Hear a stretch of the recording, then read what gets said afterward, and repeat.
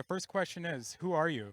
Hey, I'm Mike from known as Modern Day Hippie and also under Mike's underscore meds on Instagram. Awesome. And Mike, what do you do? I'm a promoter mainly of medical, the good cause. I've been fighting this for over 4 decades to one, make it legal for y'all, and then two, keep making it better for the whole community. And I'm also a grower. That's awesome. What kind of things in the cannabis space are dope to you right now? I've really been enjoying working with the RS11, and I just started some pave, and I'm going to be cracking some Afghan peach, going to bring some old versus new back. All right. Who in this space do you think is doing dope things? Literally, I'm for our state, so I'm going to have to stick with our local people, like Homegrown Supplies, Little Bean, Bob's Exotics, there are Cannabis Club, Pedigree Farms, a lot of new people coming in every week. So just enjoying watching this community grow. And how can we support you? You guys already have done a great job, but you can support me through Mike's underscore meds. Appreciate all the views. We'll be filming lots of grows and promoting the goodness we're bringing to Illinois as we vet it out. Thanks for your time, Mike. Appreciate it. Love y'all. All right. So question number one, who are you? Oh, hi. I am David. David, what do you do?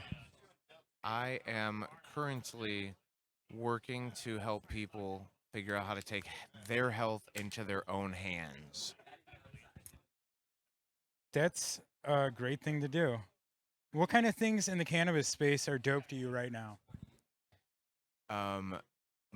This friend Mike that I just met, who is supporting veterans and the small community, who continues to do the proper things like respecting cannabis medically. Who in this space do you think is doing dope things?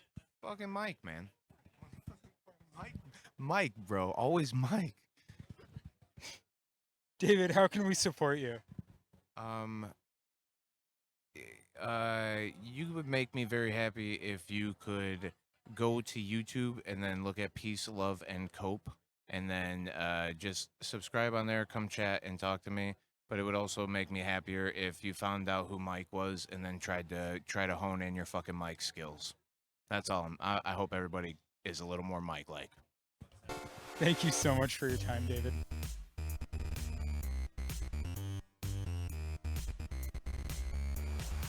You're listening to the Elevated News Podcast with two dope dudes. Here are your hosts, Dave and Aaron.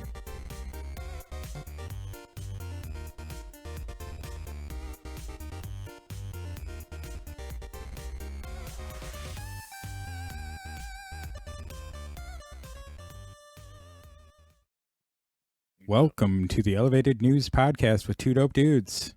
We're a podcast focused on discussing local and national cannabis news and culture. I'm Aaron. Here is my buddy Dave. Yo, yo, yo. Yo.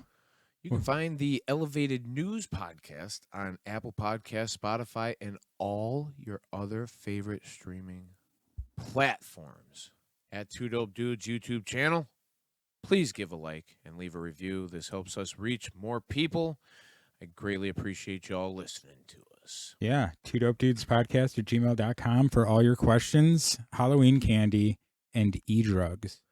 Please don't, please feel free to also check me out on YouTube, Peace, Love, and Cope. I stream live Monday and Thursday, Monday morning from 10 to noon, and Thursday evenings from 8 until when we're done. I want to be there for the public. If you have questions about Illinois cannabis, always ask. If it's something medically questioned, that is what I prefer to do. Thanks. Thanks. Yeah, thanks. It's always a fun time. I like to listen while I'm doing things in the grow room, which is like Monday mornings. I like to go over to the grow room, and like when I'm tending to the plants or something, I like to listen to you rant. Thank you. So it's super fun. I do like to rant. Yeah. Mm-hmm. And while I'm tending to the garden is always fun. And actually, yesterday I got my 3x3 tent filled with soil. Nice. Yeah, which is 12 bags, which is quite a bit of soil.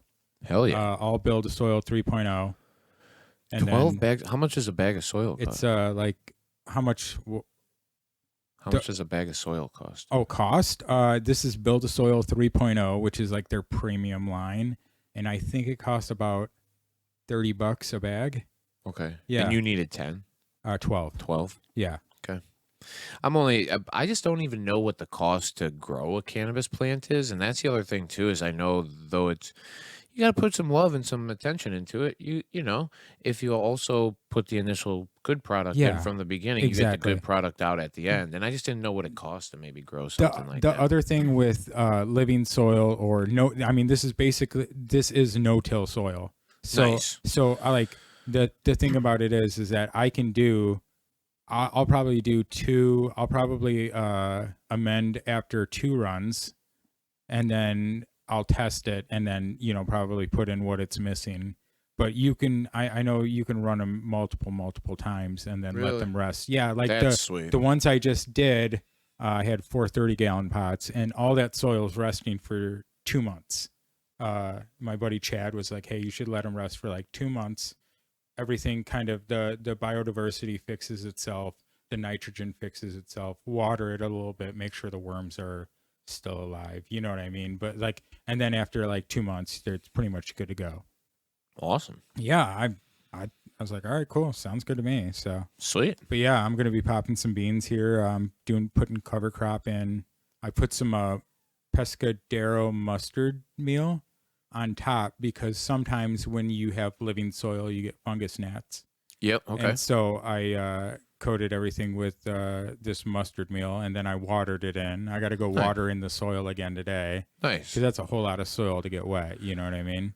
Yeah, 100%. Do you one of my favorite things that I learned about in growing cannabis too, kind of plays this too. It's like just using natural stuff to stop any of the weird, like the bugs is really a problem. Yeah. Aphids and mites and whatever. 100% IPM. Have you ever used beneficial predators? Yeah. So I ordered some nematodes. Nice. Yeah. Nematodes. Nice. And then ladybugs are great for aphids, I believe. Okay. So, or aphids. Yeah. Yeah. Spiders. I had a patient that used to come in that was using praying mantis. Yeah.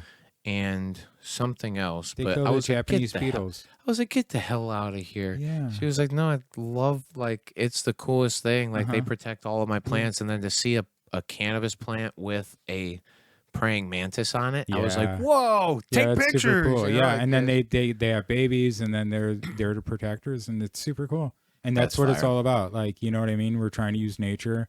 And, it's working out well for me so far. I've gotten a lot of great advice. I got a new light, a new Spider Farmer light, which is like, it takes up there's like half an inch on every side of the 4x4 tent of room. So like the canopy is going to just like, it's going to cover everything in this 3x3 bed. And I'm popping these Wolfpack seeds. I want to get this right for Marky. It is the runts crossed with Gandhi guava. Okay. And it's Wolfpack is a guy who does breeding stuff, and Marky's super into him and gave me a pack of beans. He's given other people out in the community packs, just to be like, hey, this is fire. Is he is he a local guy? I don't think he's local. Okay. But Marky, I'm not opposed to local or not. Or no, there's some local guys too. Yeah, like, Arian Roscom's my hero. So that's I cool. don't know what after that. I don't know anybody really. Yeah, I got a whole lot of soil, and I'm gonna put four plants into this 3x3, and they're gonna rage, and it's gonna be like, that's awesome. You know what I mean? It's gonna be really cool. I can't wait for you to come see it. Yeah, you know what I mean? That'll be really cool. Especially when they're still. I'm only gonna let them veg for like 3 weeks. Like 21 days tops. Really? Yeah. Boom, boom. Boom, boom. I think they're going to rage. I mean, this is assuming everything goes perfect or well, you know what I mean? Yeah. So, but, that's also good because we'll be able to get the podcast studio set up here soon. We have a little bit better recording, and we are hoping to do some video stuff and then have some guests hopefully too. Yeah, we have gotten. Thank you to all the people who have reached out and said, "Hey, if you ever want me on the podcast, I'm down." You're You're cool people. I like that. Yeah. I like that. I'll hang out with all of you. Yeah. So, we got stuff planned. Sweet. Yeah. I'm looking forward to it. I think just keep supporting dope people. Support dope people. And pushing the proper rhetoric for cannabis. If we all use the proper words. Right. Well, yeah. Verbiage use can the be a proper big deal. words. Understand what it is that you're. There's space for everybody, and understand what your lane is, and stay in your lane. But, well, maybe not stay in your lane, but you know what I mean. At least know what your lane is. Know what you're getting into, and just we're all here for the community, right? Like that's what it's all about. We're not focused on Chicago. We're focused on, community building and supporting people in the community. Right. Facts. Yeah. I like this. Sweet. Yeah. Right on. You want to jump into this crazy? Yeah, we got some news to talk about. Well, I mean, it's a pretty big deal. It's just, $2 billion worth of news. Yeah, I mean, I just want to point out that today is the 31st of July, and we were right. We called it. Pretty much always going to be right when it comes to these things. I'm going to come down, and I can't wait to get to this part. But anyway, let me start reading this thing. Okay. Let me get you guys into what's happening here. This happened today. Cresco Labs and Columnbia Care merger was terminated. Womp, womp, womp. Yep, we talked about this 2 weeks ago. March 2022, the Chicago-based cannabis company Cresco Labs announced a proposed acquisition of top multi-state cannabis operator Columnbia Care. Today, July 31st, 2023, Cresco Labs and Columnbia Care announced a mutual agreement to terminate the $2 billion merger agreement. Additionally, the definitive agreements dated November 4th, 2022, the certain New York, Illinois, and Massachusetts assets of Cresco and Columnbia Care to an entity owned and controlled by Sean Diddy Combs have also been terminated effective July 28, 2023. Yeah, so I think Diddy was involved in this. They were supposed to divest some of their. He was going to take $185 million worth of Cresco's assets. I thought you said crap. I thought you were going to say crap. No, Cresco. of Cresco's. Okay. Well, they're one and the same. So they roll off the tongue the guess same. So. They smoke the same too. Anyway, that's true. I believe Sean Combs was supposed to acquire somewhere in about the 200 million-ish. I think it was 185 million dollars worth of Cresco's growing facilities and distribution throughout a couple of different states, which was New York, Illinois, and Massachusetts. I wonder, are those all states? Somebody has to know this. Are those all states where the law is written that you can only sell products based or grown in that state? Illinois, Massachusetts, and New York. Illinois is 100% a yes. We know that Illinois is. I'm wondering if the other two are, because that would make a lot of sense. Yeah, I would imagine so. The only people I think that have, and I don't know that it's a permanent law, because I don't think that you can even transfer cannabis across state lines in other parts of the world or other parts of America. The West even. I know that they have allowed it. Yeah. Because when Vegas ran out of cannabis at the beginning, they allowed something like 20,000 or 2,000 tons or 20,000 tons of cannabis to come from Washington, Oregon, California, and maybe Arizona was part of that because they all touched it somehow or something about that. So, or maybe it wasn't Washington. I don't remember. Maybe California. I don't remember. Who gives a shit? But I know that there's been some over-the-border stuff, but I couldn't imagine there's any I don't know. I don't know. I mean, I just know from the beginning when I was looking at this Sean Combs acquisition. I remember talking about it. Oh, I think I did on the thing. I'm pretty sure there was a lot of talk. He probably heard me. I mean, Yeah, he probably is one of the he is 30 or looking 40 for he is people looking that, for talent. well, he probably, of the probably 30 or 40 people, maybe, I don't know, back in the day it might have been closer to 80 or 100 people that would have listened to me talk about him acquiring part of this. Yeah. He might have been one of the ones. And I did say it's a fucking terrible deal from the beginning. And I said that you didn't know what you were getting yourself into. And I thought that it would probably end up failing anyway, because that's how most acquisitions in this industry works. And bazinga, a year later, here we are. And it just, there was never a chance for it to begin with. But also, well, it had to be going on for a long time before the deal was even announced. You know what I mean? Because like, this is like some pandemic kind of. It's the same thing that happened with MedMen. Yeah. They valued themselves so ridiculously high, and they gave themselves such a great valuation, or the market did even at the point. Yeah. But then once all the merger stuff came out and the government's not fucking on board still and blah, blah, blah, your valuation dumps off. You become a nothing, and then your acquisition just isn't going to happen. And if you realize that your whole entire business model is based off of fake and fluffed numbers, literally all of them, your financial numbers are fluffed, your fucking your product numbers are fluffed. Yeah. So, well, and there's just so much product out there on the market right now. You know what I mean? I mean, although I was shopping today because I like to pick up the carts on Mondays because it's Med Monday. You get like 25% off. Nice. I have been noticing there's a lot of like 20-to-1 WANA stuff on the shelves lately, which I think is good. That's got a lot of that like I imagine CBD that over THC. The messed up part about it is even though they're good, and even though there's still probably some people who are pushing them and whatever. The reason there's a lot of them sitting on the shelves now, too, is because people aren't buying them. Not enough people are actually giving the fair shake to CBD, nor can people afford to give a fair shake to CBD sometimes because of the cost of it. I saw these. They were like $14. The WANAs? The WANA 20-to-1s. It was like $14. Yeah, but the 20-to-1s are 20 milligrams of CBD. 200 milligrams.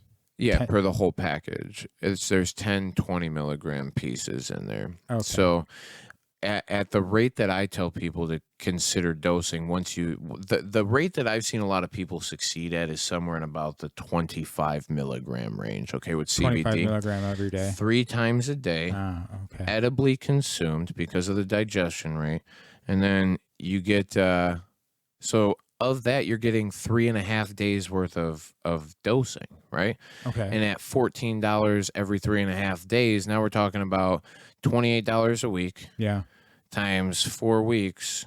You're $100 and something extra dollars. And for people to find, especially if we're budgeting, like we probably should be, if you're budgeting to fit in that extra $100 for medication from the dispensary, and to have to show up on time on a Monday and whatever just isn't as convenient as them giving you the anti-inflammatories from your doctor, and your doctor also, because your insurance companies or whatever, is giving you the anti-inflammatories for a copay of $5 a piece.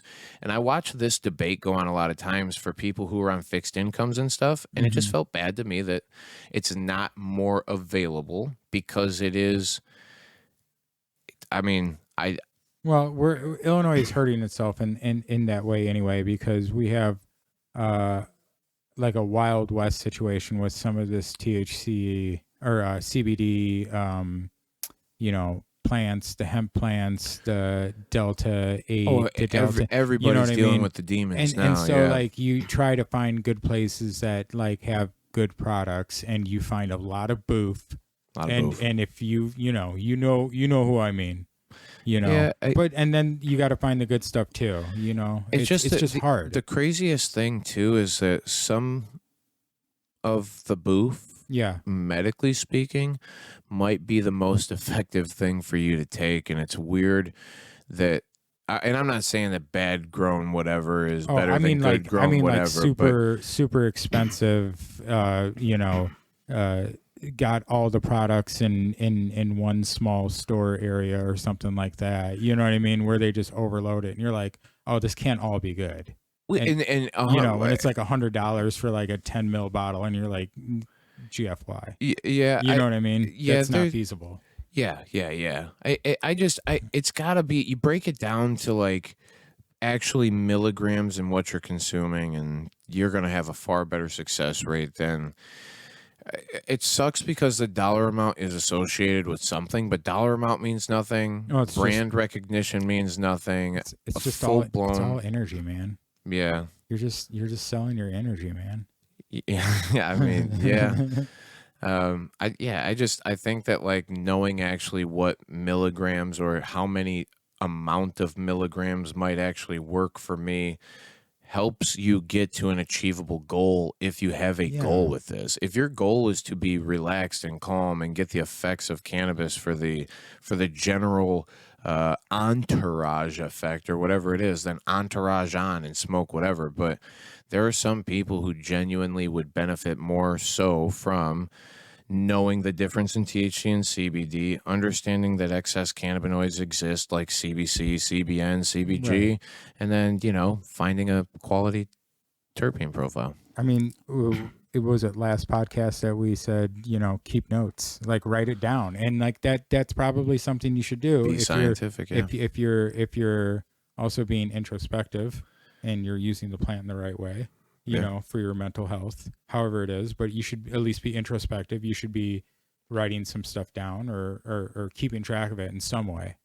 You know what I mean? And so if you're going to use cannabis as a medicine, you have to treat it as medicine as well. And honestly, that's my whole point to it is if you actually want to use this thing as a medicine, there is a way to do it. And it is not by sativa or indica. It is not by THC percentage. And it's not by any of the names. I promise you, they will never get you to the point that you need to. It is cannabinoids, it is methods of ingestion, and it is terpenes, and we're done. That is it. Also, maybe some flavonoids. Yeah, and flavor over everything. But, and flavonoids and terpenoids are kind of synergistic in a way. So, but that's the whole point. Like, I mean, you might be right that who knows what the most important thing is? If it is, could be terpenes for you. Could be terps. Yeah, facts.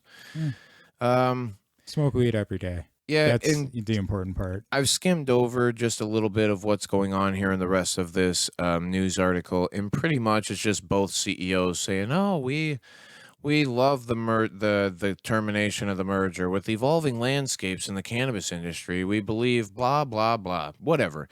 Good for you both. You knew that it was going to fail from the beginning. Your valuations aren't as strong as they want to be, or you think that you're going to make some more money some other how. Yeah. Or your other investors weren't pleased or whatever. Well, who cares? All a bunch of business shit. Doesn't affect any one of us on the ground level. Just keep on keeping on. Yeah, keep on keeping on. Whatever. Yeah, I mean, it's just literally the whole thing is like low margins, margin assertive, growth opportunity, economic time. It's like they just, all these things are about like dollars and cents and stuff, and it's merging. Illinois has to evolve. Like I said, Illinois is hurting itself by stifling, like this next article you've brought up here is the most perfect thing. The Illinois cannabis market is among the most expensive and the least diverse. And this just came out today. Not that we didn't know it, but like this came out on Crane's Chicago Business. The one we just listened to or just went over was from Illinois News Joint. They it was on Twitter today, but we like to shout it out. But yeah, this was Crane's today, like 6 hours ago. Yeah, the Illinois marijuana market is one of the most expensive in the nation and among the smallest as far as the number of brands, but it also offers plenty of opportunity for entrepreneurs, according to a new report from Seattle-based Headset. I disagree. I don't think so. No, I think there's like the transporters right now, the people who have won infuser's license, I think they would disagree. I think the people that are waiting right now. Any of these social equity fucking people, I think anybody at all who has any Here, I mean, here's the thing. Despite the size of the Illinois cannabis landscape, one of the largest markets in the country, that means that we spend a lot of fucking money on this stuff, but we spend a lot because of the landscape of it. The report begins, it's surprisingly homogenous and dominated by just a handful of brands, which keeps prices artificially high compared to other states, Headset reported. Illinois has just 118 active cannabis brands, and only 10 of those brands account for 68% of the sales. Putting it dead last nationally as far as the brand diversity, that's almost 53% fewer brands than Arizona, which came in second for the fewest cannabis brands, and is also most vertically integrated, similar to Illinois' market structure. That is telling us that Arizona has 240 something different brands of cannabis stuff, and Illinois has 118. And a lot of those are, you know. Well, I brought up the state over, or I brought up the chart over here. Yep. There are 29 different companies, cultivation companies in Illinois. Yep. Period. Those 29 things, of them, probably 10 to 11 of them, 15 of them own 85% of the market. Easily. Right? Easily. 85. So the other 10 to 13 players are just nobodies. They have one fucking brand under their name, right? And some of them don't even have a brand name under them. They literally are just probably selling to these other people so that they can fucking and they have make to buy extracts or whatever. And the way it works is they have to buy from the other people too. It's not like they can, you know what I mean? They have to. As a cultivator though. Well, yeah. Or because you have to sell to somebody. Somebody's got to have some kind of, in the dispensaries, whatever, right? But that's funny too, is that like of the people, we got 1, 2, 3, 4, 5, 6, 7, 8, 9, 11, 12, 13, 14, 15, 16, 17. 17 of the 29 own dispensaries. Yeah. That's it. So 17 of the companies are vertically integrated. That means from seed to sale, and they sell all of the product to you. And they have artificially inflated their numbers. They've artificially inflated their prices, and they have completely ripped Illinois cannabis from being a scientific or mathematical thing. It is now just a it's a commercial branding situation. Yeah, and it is a fucking bummer, man. It's a bummer because like we were one of the, especially like if you were around when it became legal, like medically, it was like, oh no shit, Illinois is getting in on this. Like, how the fuck did we like? We're like one of the first. You know what I mean? Or not one of the first, but like there weren't considerably. Yeah, I mean, you know what I mean? We were there, and it's just turned in. It's typical Illinois bullshit, and it's a bummer. And that's also why we try not to focus on too much industry stuff because, because there's people on the ground who are doing way cooler things for the progression of cannabis than any of these markets are doing. These markets are purely giving you a place to purchase something, and that is it. That is what a market is, right? But I mean that is none of the people who are actually putting any heart or passion, and they don't represent the actual cannabis culture at all. Right. And we're about the culture, our culture, and green culture. Why not? Yeah. I mean, yeah. It sucks. It sucks. It's I don't know that it's just to be aware of, right? It's to understand, and the only reason I ever get excited or talk about Illinois' market the way that I do is because I watched a lot of people suffer through it. I watched a lot of people on both sides of the transaction, okay? Which is the low, like, you're the ground you're the backbone of this entire industry. You're the only way that this thing happens is if you're the person representing it and presenting it to the person across from you. You're the salesman, or you're the person purchasing it. You're the customer or the patient, right? Those are the people who keep this fucking industry alive, and they are the two most mistreated people that I've ever seen in any industry ever.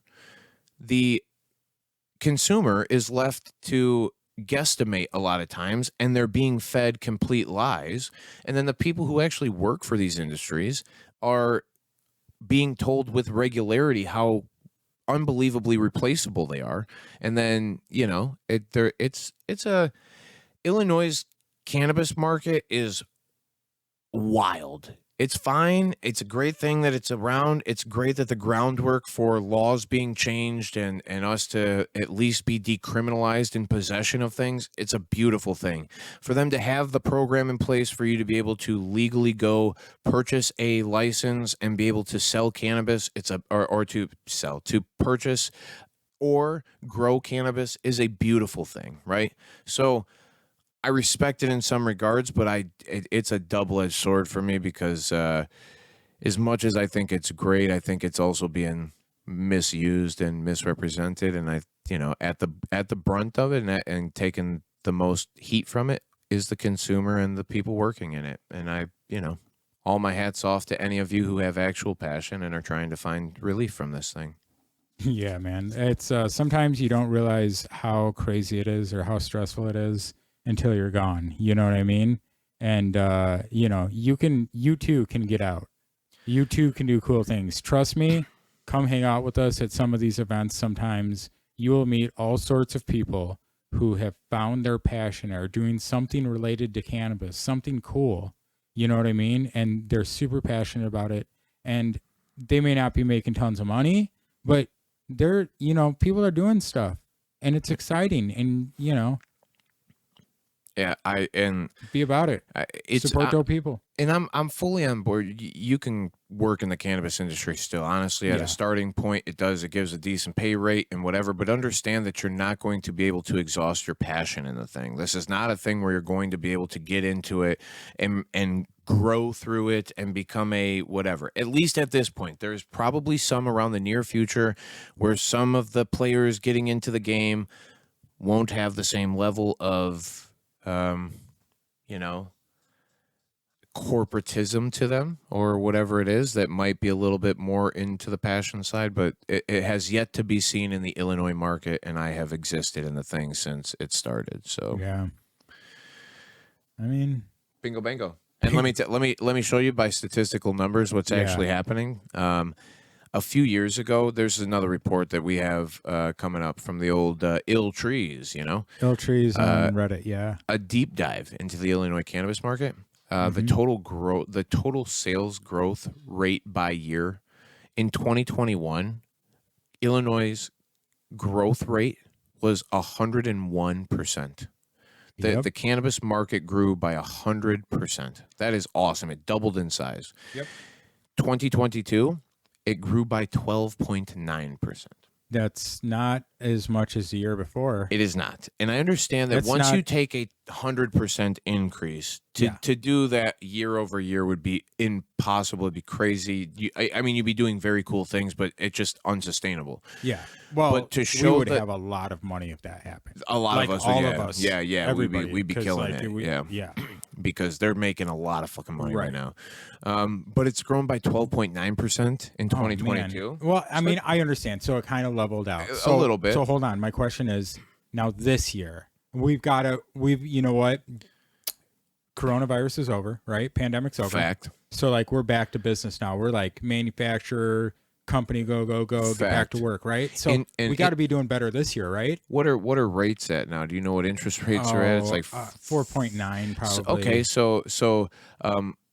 2.1. Oh. Yeah, they grew at a rate of 2.1%. This year? So that's unsustainable against the economic growth rate, right? Because if everything is at least inflating by 3%, 4%, whatever, and rates are at 4%, 5%, and you can only grow your business by 2.1%, then all of a sudden your $2 billion merger doesn't fucking happen. Oh, wow. You're right. Isn't that crazy? That's crazy. It's like almost as if like artificial inflation for so many years is detrimental. And then now that we have to have like actual inflation. And Bazinga. So that's the whole thing is that, yeah.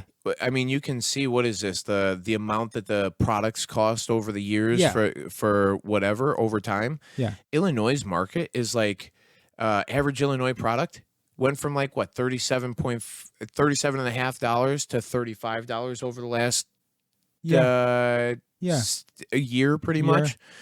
The rest of the industry they're $37, okay? Other markets are at $20.5 to $18.5 in that same rate. Yes. At that same 1 year span. And then and that's it says it's equivalized quantity prices, the price per gram for inhalable products. Just so you know, like specifically what we're talking about. But yeah, no, it's there, and there are other markets who go as low as $6.68 gram or $6.68 per gram.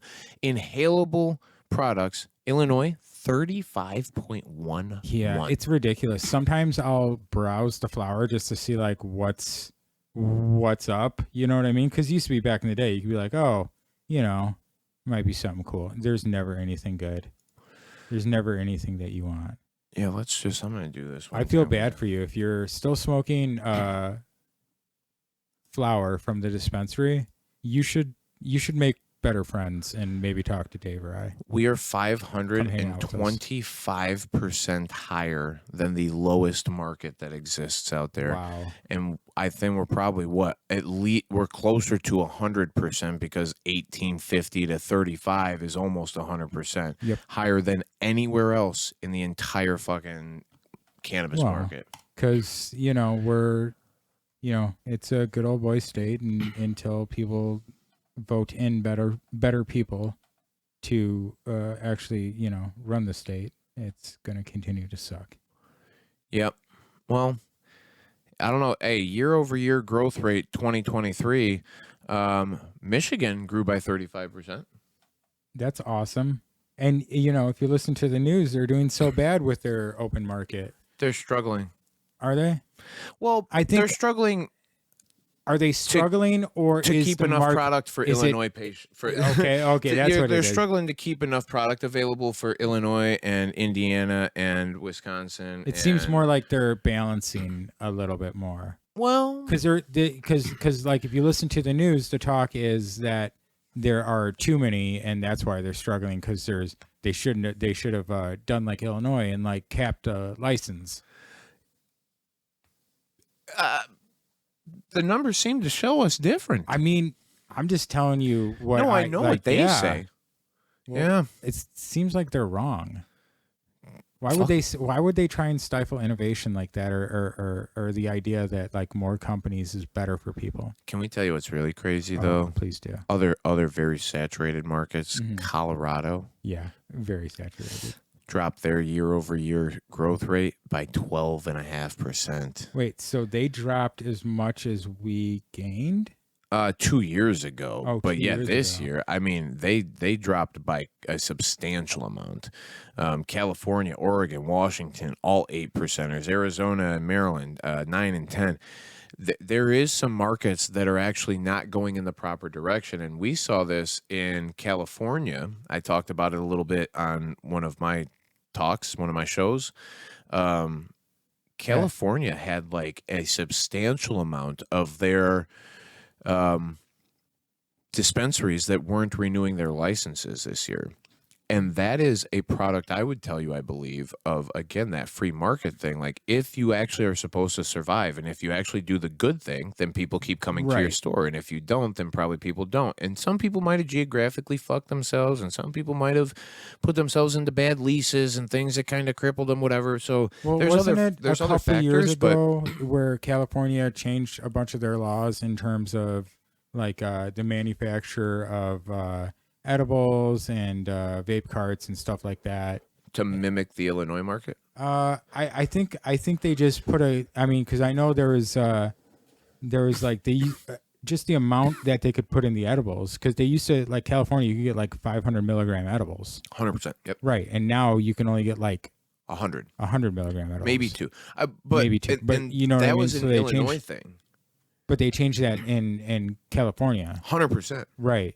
I'm telling you, the amount of people who adopted Illinois' market because they saw the way that Illinois made money was ridiculous. Because they're like, wait, we can sell eighths for $70. We can sell eighths for street price. Yeah, we can.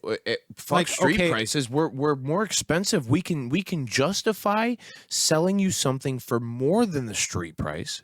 Yeah, because we told you that you can legally do it. You can come into our shop and we'll allow you to do it. And then because of that privilege or right we so pretend that we've given you, that's the whole. I just don't know that. I mean, me personally, I don't like it. I am not a fan of the branding mentality and the marketing mentality of cannabis. Make it into a brand.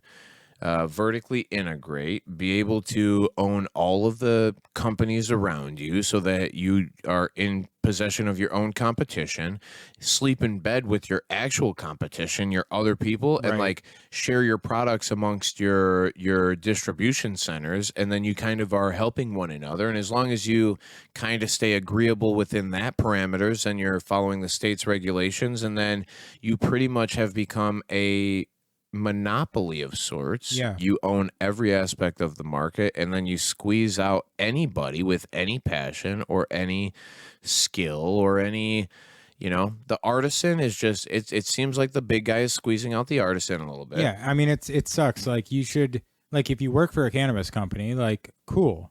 But, like, you know what I mean? It's a shame that, like, the companies that do stifle other people and keep other companies from being in the market, like, that sucks. You know what I mean? Like, there's always a certain amount of that, but it should be merit. You know what I mean? If that was the case, grow up by your shit. Well, if to that point, if that were the case, then Western medicine would be far more evolved already, because the competitors are buying the newest things to market, owning the patents for them, and then stifling growth on them. They've got, once you own the patent or you buy the right to a whatever, you got a 5-year period where that thing can't be used, or 10-year period or whatever. I've met with a couple of people who were making some products for neurological conditions, and they ended up getting it approved, and it became this big thing, and it was like going to be a breakthrough with I want to say it was transverse myelitis or something. It was something very direct, but it was going to be this big breakthrough. And then I believe Pfizer got on board, and they you have to get somebody to help you brand and license and get to the point, because it costs so much money to get your product to market or whatever. So they get involved, and then they start to do the legal dance and whatever. And then they buy you out of your idea pretty much.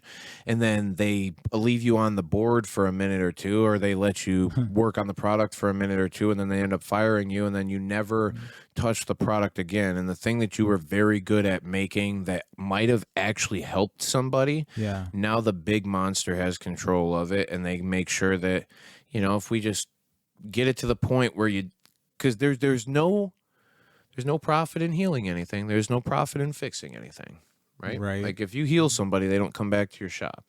That's true. So there's this thing, and that's what I don't want to see happen to the cannabis market, where monster monopolies start to corner quality and make it become this commercialized, grow it as fast as you can.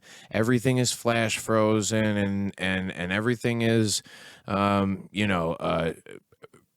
squeezed, or it's a recycling system pretty much, and we're just making it as fast as we can so that there's an effect to it, because if there's a minimal effect, then I can say, hey, you're getting what you paid for, right? And that's also, I think, conspiracy theory. That's why there's a lot of strain eliminations going on, because you want to grow it the quickest, the fastest, the most dense. You know what I mean? Screw, whatever. We'll tell them it's 28% THC or whatever it is. You know what I mean? Let's pump it full of PGRs, which, that's a byproduct and a cause of the problem too. You know what I mean? And to me, not that I'm trying to get in an argument about PGRs. No. To me, it's just the unfortunate. This is why business conflicts with some of our thought processes sometimes, when it has to be that you make $1 off of this thing, or how do we continue to make dollars? You don't make dollars off of a single sale.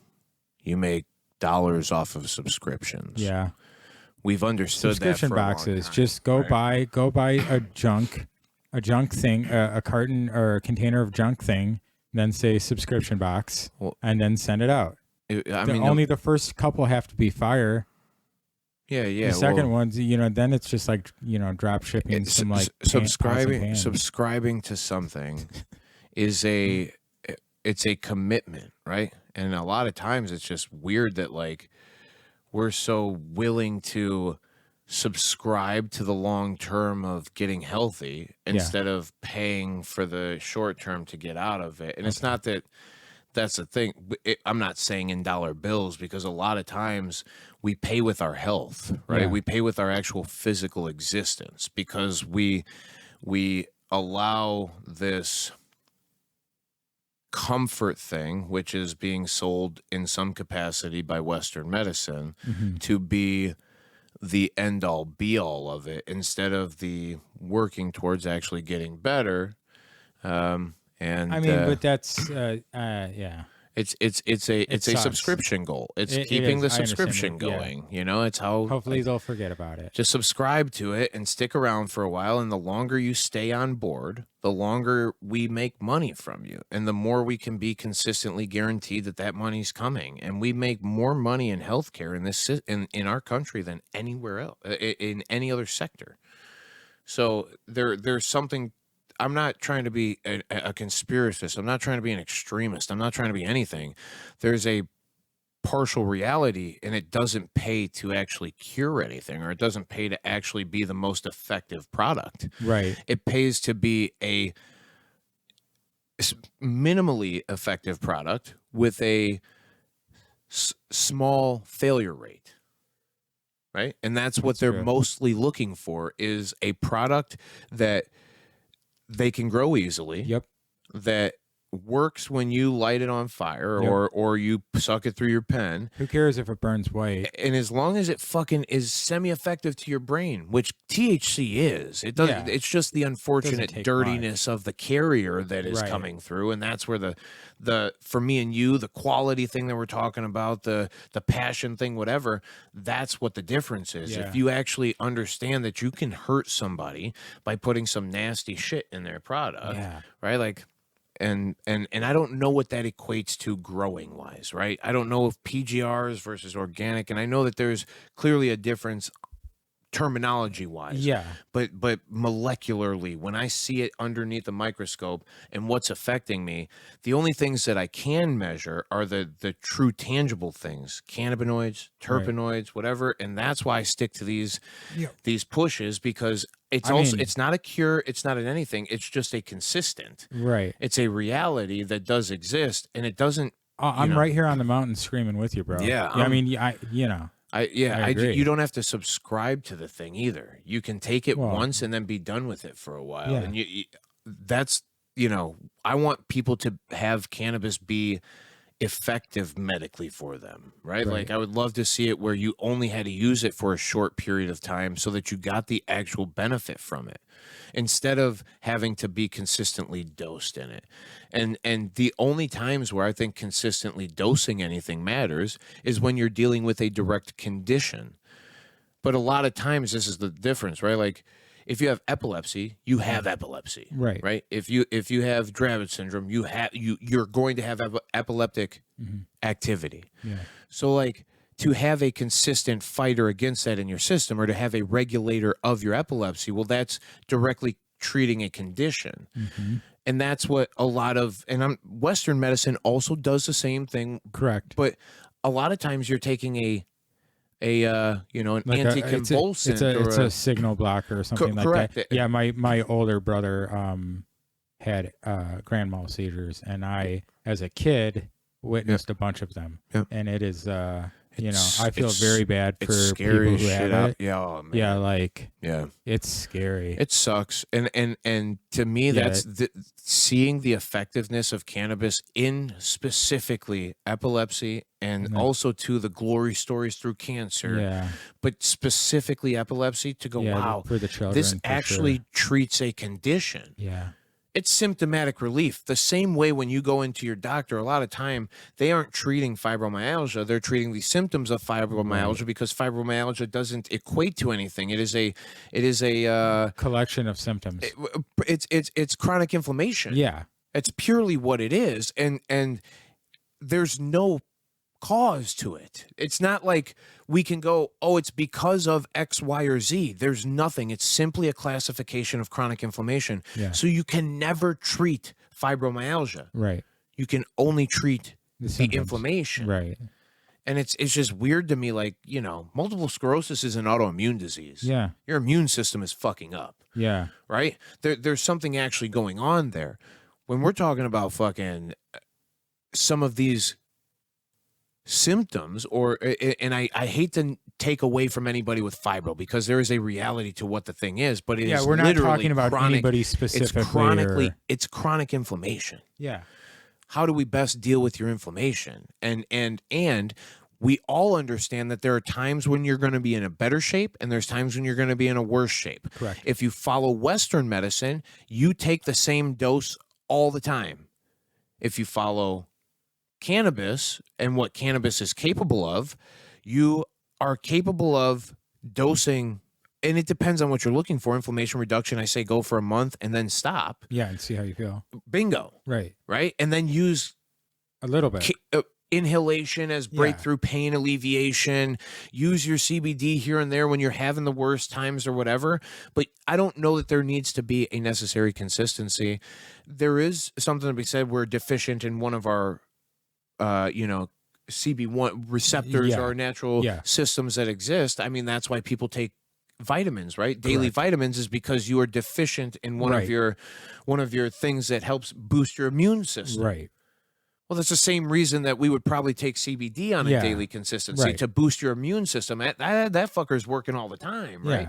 Your neurological system, and then for some of the things like inflammation and spasticity and whatever, these are triggered instances. Neuropathy is a triggered instance. Glaucoma, pressure behind the eyes, that's a consistency too. I mean? But that's where, again, bingo, keeping a consistent drop in those numbers could benefit both from, and I watch people for glaucoma purposes, I've watched people benefit both from CBD and THC. Though THC is a beautiful thing for spiking and getting that great burst and that great, simple, quick alleviation of the ocular pressure, the long term and the thing that may relieve that pressure in the long bit might be adding some CBD to that. And maybe glaucoma treatment would be better when we had Isn't also a both vasoconstrictor, and then it alleviates some of that pressure in the eyes that way as well. So it is also a vasodilator. Correct. And THC opens blood paths and bloodways, which then when we do that, it shocks the rods and cones of the eye, which then give the people a temporary quick burst of vision where they can see better. That's right? Awesome. It's so cool, man. But it's very short-lived typically. When I've talked to people with glaucoma, they speak about the burst that THC gives you with a quick temporary whatever. And I'm going, hey, you got to hammer down some CBD and reduce that fucking pressure, right? Because that's what CBD is the best at is because once the pressure is not there, and then you can reduce the other pressure. You know what I mean? That's like... And ocular pressure is different than inflammation. So it's not that fucking CBD would work necessarily, but with CBD's reputation and with CBD being as consistently reducing and homeostatic like it is, kind of lowering swellings and things of that nature, it seems that fucking using a CBD solution or a product might be well for your eyes. What you're saying is... don't let perfect become the enemy of good. Correct. Correct. And also don't get. You should do it as well. It's that's 100%. As well. And don't get stuck because one person out there said exactly THC is great for ocular pressure. Now all of a sudden I'm done glaucoma wise. I got to use 30-40% THC all the time, and I'm like, golly, dude, just use like if you used a concentrate, you would get the same effect super quick. Instead of having to smoke through a pipe or instead of smoking through a flower or whatever, which is still quick, whatever, but you would get an acute dose of something. If that's how you're telling me the THC, you should be using it, in my humble opinion, as acutely as you possibly can. Absolutely spike the system. If that's what you're telling me is that THC is the absolute fucking best, then spike the system with it, and then tell me what the difference is. THC eye drops. I saw nasal spray once. Yeah. I have not seen anybody put anything in the eyes yet. I think that's It would be cool. would it be like minty cool? I'm just. Would it be like Jamaican, like cool man, put these ice drops in your eyes, man. It just is oh long man, who was as that? it That was doesn't some piss guy it- who just came in here and did that accent because I would never do that. I'm just saying that was some weird, I don't know who that was, Dave, but like he just ran down the stairs. That was some weird guy. Ben Stein. Oh, Ben Stein. Yeah, Yeah. Ben doesn't listen anyway. Yeah, he uses the drops for his red eyes. Okay, though. cool. Yeah, that's true. Oh yeah, You know what I mean? dry red eyes. If you've got dry red eyes, That's the other thing I was gonna say. get Like clear eyes. that's why you should also just continue to smoke pot if you have glaucoma, because then you'll also be putting eye drops in your eyes all the time, so you'll have that added like lubrication. It's just good ocular health overall. Smoke weed. I like it. I like it. And I think, I just seen it do really cool things. I've seen it drop people's. I had a guy who used to come in, I think his ocular pressure number was like 30, in the mid 30s somewhere. And then within the first month, I think it was, or it could have been a few months with him using consistently. And he was also somebody that I got to use CBD. He dropped his consistent pressure numbers to the mid 20s. That's fantastic. Super cool. Yeah. And he knew his rod count and he knew his cone count too as well. He knew exactly how many. Could he see them all? Could he see them all individually? Do you He's think he ever got like that? just like, to count all of them. yeah, to count don't all of know. them. He did say that the doctor said this is how, and it was saddening to me to hear Not to make him fun of telling that me. guy. No, Yeah, it wasn't. No, he's a great dude. I actually respected the fuck out of him. We've hung out a few times actually, but he dropped his pressure numbers, and like when you see it directly in your face a few times and you Yeah. actually see somebody get this success with it, I don't know. That's why I devote my life to this thing. It's the coolest shit in the world when it actually works, and when you know that, I'm not like everybody else. I may have to do it differently than everybody else. I may have to try a different thing. The success rate of me taking this product might not be immediate. I might need to try a couple of different routines. It's very real. It is as much as medical practice is medical practice, cannabis practice should be called cannabis practice. It is because it's the great unknown right now, and Very much so. I mean, there are very common occurrences that we see happen with regularity. I very much so am. I can, through scientific study, through the work of people from Israel, Raphael Mechoulam being specifically one of them. Can we get him on the podcast? Unfortunately, no. Okay. I I speak a little Israeli. Well, he's passed away now, Okay. so that would be hard. Mazel tov, Yeah, or David whatever it is they Daddy say. Miri would be fired too. Okay. But no, there's people who have actually proven that what we speak about, the actual interaction of the cannabinoids with your system, can cause and regularly does cause symptom alleviation. Yep. It causes. You too can have symptom. It's measurable and it's very real. So that's a thing, but is it going to work every time? And are you going to be perfectly tuned up the second like, that you get into cured? cannabis? No. No. And the word cure, I don't say it unless I'm talking about the band, really. Yeah. Yeah. and they're a little too sad for me. Yeah, not my style. I mean, either. like sad goth. I was Is not that, sad do goth. you really wanna hurt I think me? that's Flock of Oh Seagulls. fuck, I was close. All right. Anyway, good you know, enough. Robert Pattinson of The Cure. You're telling me too many words, dude. I don't know what you're talking about. I was just using it as a transition. I sure shouldn't. I don't know enough about culture to figure it out. What about Culture Club? Hey, fire! No, I love cannabis, and you know, this is want to- also what part of the podcast is about. Is about helping people understand cannabis and a little bit more discussion based. Like, you know what I mean? You can do this. This is how you know. I would love to have a medical Instead of just- patient. If you're listening out there and you've been through a medical experience, at some point, I would love to sit down. Or a legitimate cannabis professional and/or scientist or something like that. Ooh, You know what I mean? David Murie. Yeah. Oh, for the love of everything in the world, let me talk to you, man. Yeah. Well, we should be able to do that once we get the little studio room. We should be able to like Skype in or do some video stuff. You ever see the video where Elon is being interviewed by a YouTuber and he says, "What about putting the boosters on the?" Oh yeah, whatever. and he's like, and he's like, that makes holy sense. shit!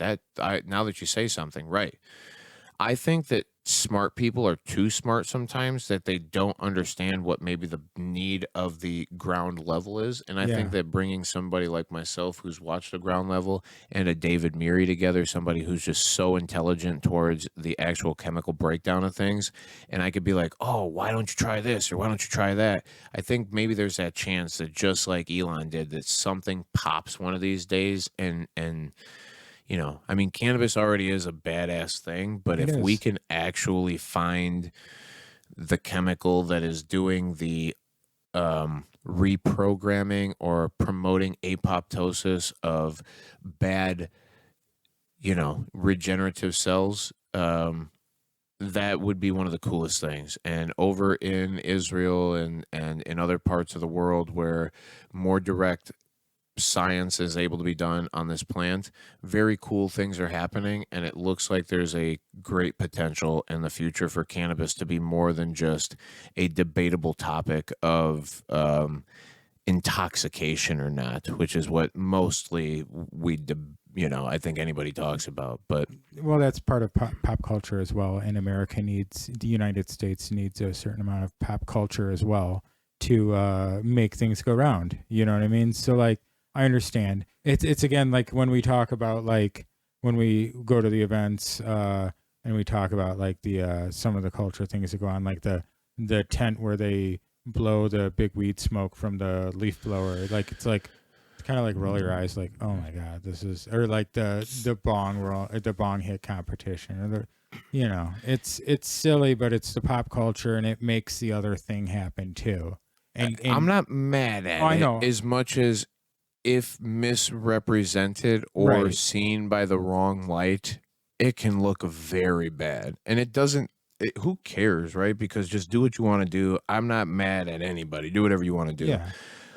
If we stifle the actual medical growth of this plant because of something stupid like culture or fucking whatever, it would like be it is such just a shame. Yeah, it would be a for shame. As far as we've come.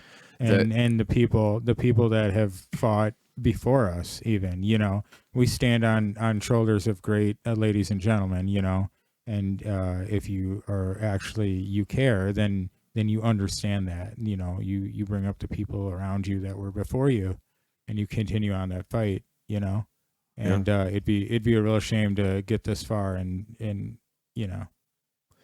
just have it be a waste. That would suck. Let's that's the other thing too. If you ever would like to let's talk about medical stuff. Let's talk about how we both interact and find the medium where it's acceptable for everybody. And cuz y'all would be surprised, some of these people who actually want to use cannabis medically are some of the funnest people in the world. And some of you who are getting inside the tent that they're blowing weed through a smoke tube and or doing the bong hit competition or whatever you're doing, you're some of the coolest people in the world too. Yeah. And if we found the middle ground to that, and we could actually expose cannabis as the culture in that very loving, where everybody comes together, both walks, every direction.